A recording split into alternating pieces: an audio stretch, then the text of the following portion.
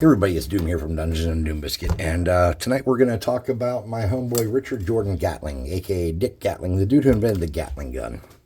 So the Gatling gun was invented in 1861, and originally it used powder charges instead of bullets, and it could fire about 400 rounds a minute at that point, if I'm not mistaken. I could be mistaken. I am not like an expert on this field, but I do know about this.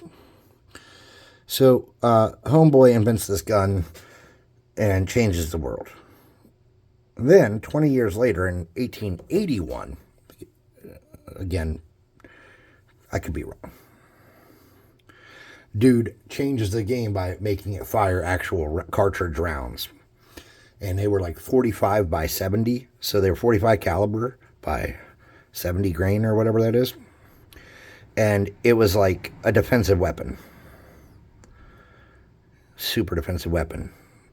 It was so big and so heavy that the original one took 2 people to fire, and eventually it took 4 people to fire it. And the military version came out in like 1895, and that was 30 caliber.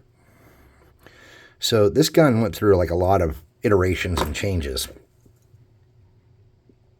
in its day. I'm just putting wheels on this little platform.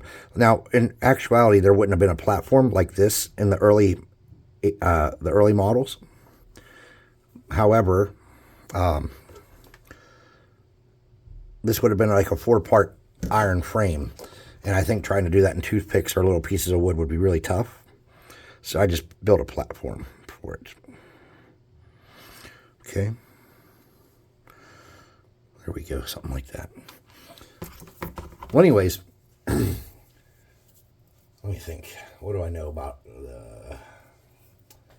the ammunition is top mounted, comes in from the top. The original models, it was like a hopper, and then as time went on, he changed it up and made it a little more like a feed system for a magazine.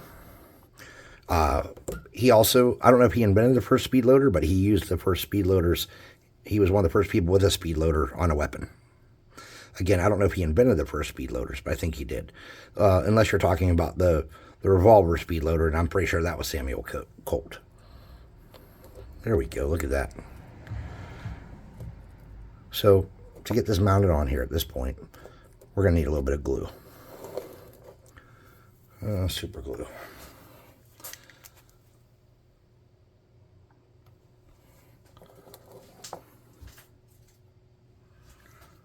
And a little bit back here. Okay. We'll let that sit for a minute. So the next thing we need is a pintle. And a pintle is essentially a stem that the gun swivels on.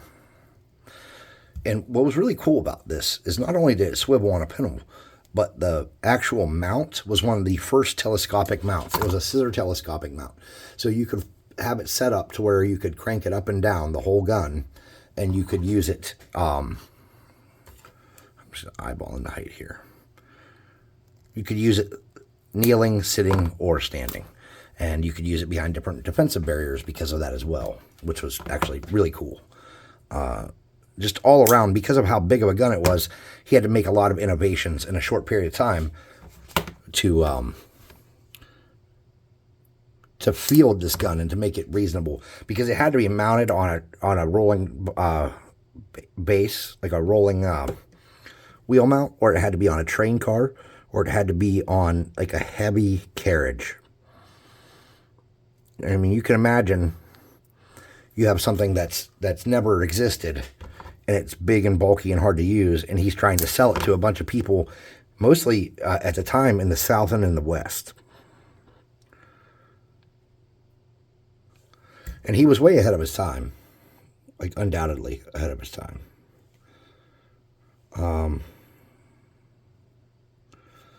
Let's see. I don't know too much more about it. That's all my information. I spit it out too quick. I was gonna kind of see. I already did this video once. And there were some problems, and I don't edit, so I had to start over.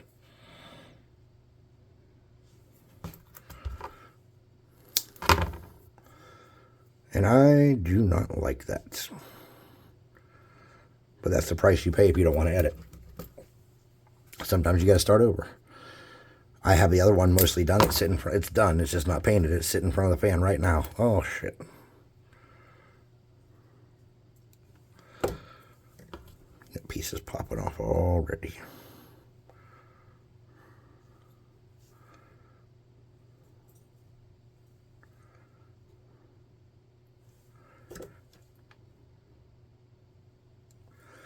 All I'm doing is bringing the barrels around, and I forgot to check and look how many barrels the original had. I think it had 8, but I could be mistaken. This one's going to have however many fit around this skewer, though.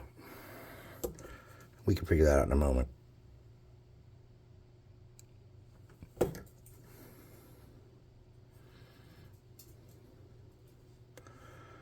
Okay. Then we want to make a strap. So to make our strap, we're just going to get some glue. We're going to drag this and hold it in place.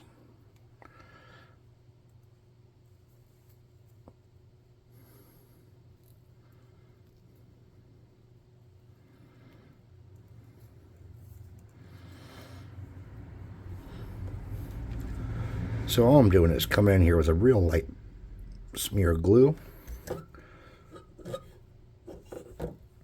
I'm just kind of pulling that around until I meet up with the other side. I'm going to hold that there for a moment. Okay. And we're going to need to get a piece inside here. But let's wait till we cut the barrels flat, and then we'll come back and do that. See how that's going to look. Because I didn't bring these far enough back on my stick. Okay, let's see where we ended up at. Okay, we need to get just in here with a little bit of glue. And we need to pull that real tight and hold that down for a moment.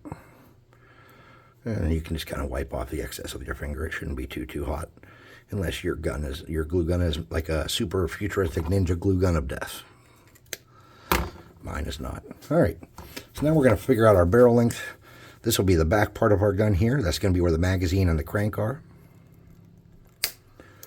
And then we're going to snip these off at a good length.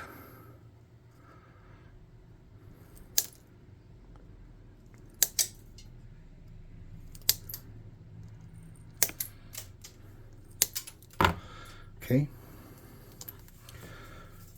And we want that to sink just a little bit in.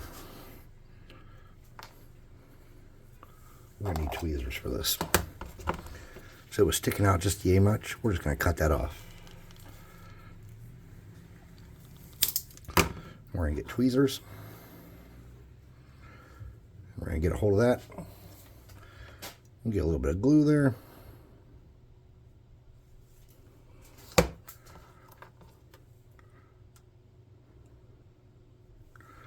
And just like that.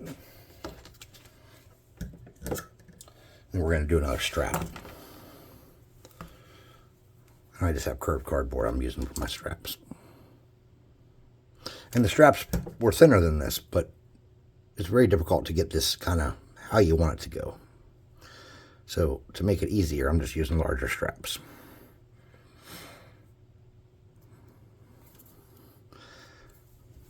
And these were just steel bands.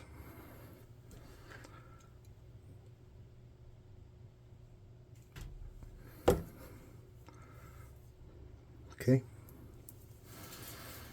We're going to let that cool. And then we're going to get in there and snip that off. Just like that. I have a little gap. I'm just going to rub my glue gun on it like that. And then we're going to find the best spot to hide the seam. Oh, I got it stuck to me. Here we go. And where did I put my pintle piece at? I lost my pintle piece that I cut. All right, not a problem. We'll just generically measure the height for our pintle. We'll get a dab of glue right here on the front of the gun, or the front of the platform. And we'll center this up.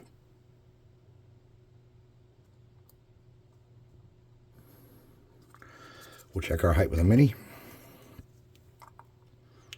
looks pretty good.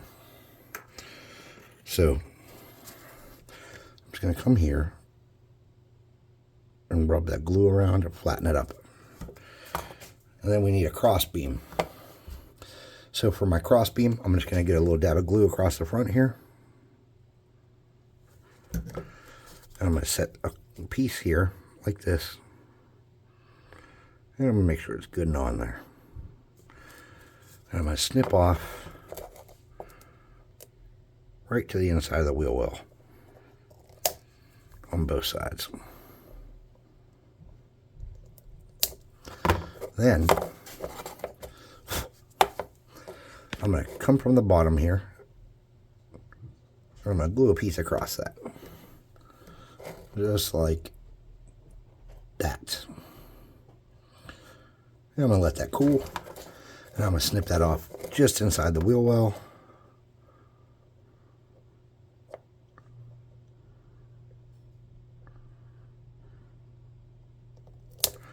Like that.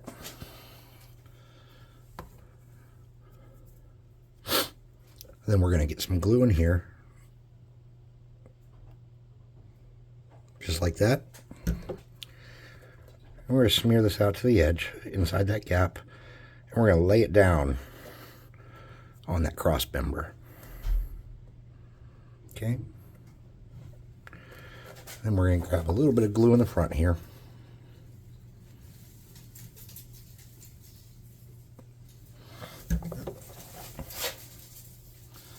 We're going to pull those in against that panel and hold it. Okay. I'm going to cut off this little piece of sticking out wood. I'm just going to lightly hit this all to get rid of some spider webs and see where I'm at. I don't want it to get too hot because I don't want this to fall apart like it did in the last video where I had it all done and did that, and then I had to yell and cuss and be an asshole and made me re-record the video. Okay, that's looking pretty sturdy and dry. So we're going to snip these off at an angle like that. And we're going to mount our gun.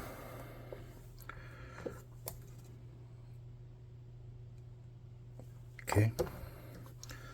We're going to get it on there. Centered and facing forward. Because even though you could turn it a little bit this way, turning the entire wheelbase was actually the more common practice. I really don't like that I have that gross part at the top there, but it's a little bit late now. And we'll just have to live with it. All right, so I have a little piece of what do you call this stuff here? I don't know what you call it. Shit.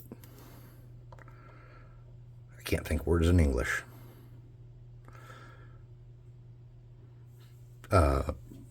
Popsicle stick. And I'm just going to get a tiny dab of glue. I'm going to rub that into place carefully. Oh, hell.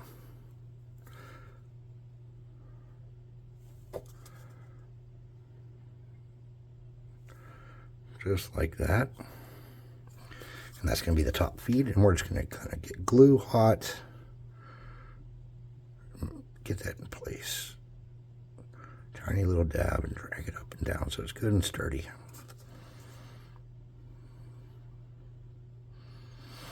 Like that. And we'll let that cool. And let's get another little piece of popsicle stick. A little bit longer of a one. About like that. And let's cut off our handle from that piece. The crank part of the... Okay. We're going to take that little piece there. Set that down. We're going to get a piece of...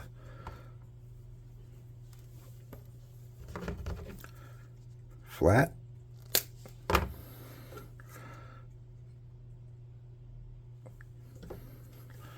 we're going to mount that to the side of the gun like this.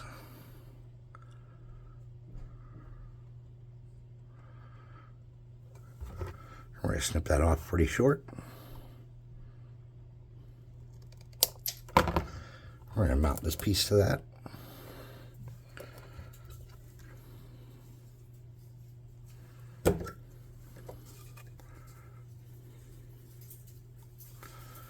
like that. And we'll get the end of a toothpick. We'll snip it flush. We'll flip this around. And that'll be the handle you turn as you're cranking it. It's going to be where your hand goes.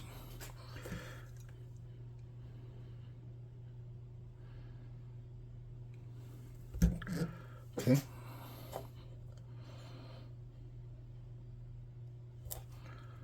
Okay. So something like that.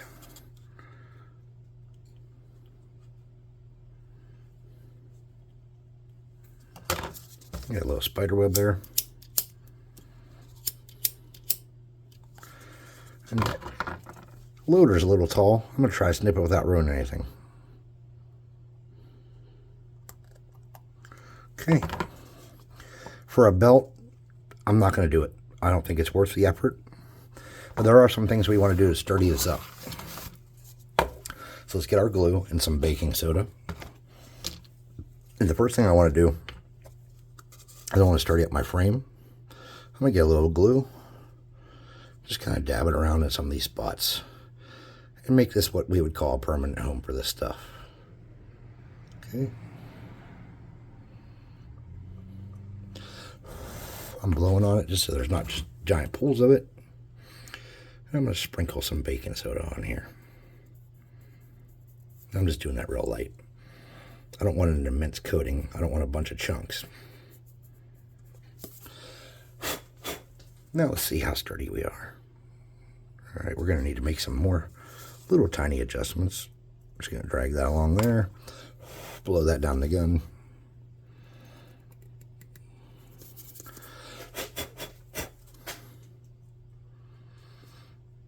Okay. We're going to get in here.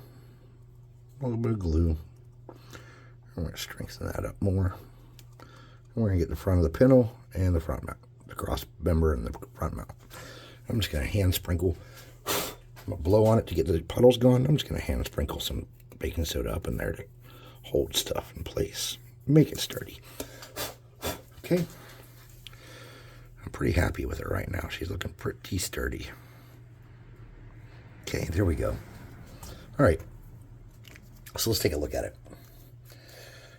It was not a hard build, and it didn't take much creativity. But what it did take is about 8 or 10 toothpicks and a part of a skewer and 2 buttons and a little bit of a popsicle stick.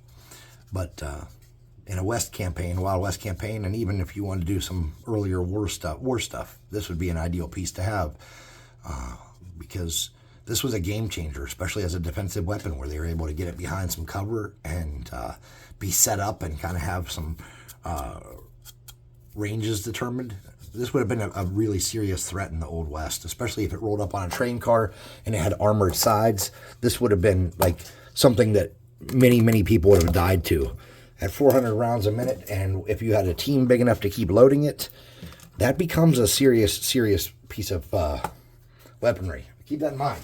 Even though compared to modern standards, the miniguns we have now, it's nothing to, it's no big deal. Back then, even the black powder version that was shooting 400 rounds a minute was devastating. And many lives would have been sacrificed to get to that emplacement or to wherever it was set up. So when you're adding this to your game, make sure that you're designing the fights that go to this with it. And we can talk about that more when we paint it up. Anyways, if you like what I'm doing here on the channel, do me a favor. Help me out by liking, subscribe, and hit the notification bell icon and all that stuff. And, yeah, leave a comment.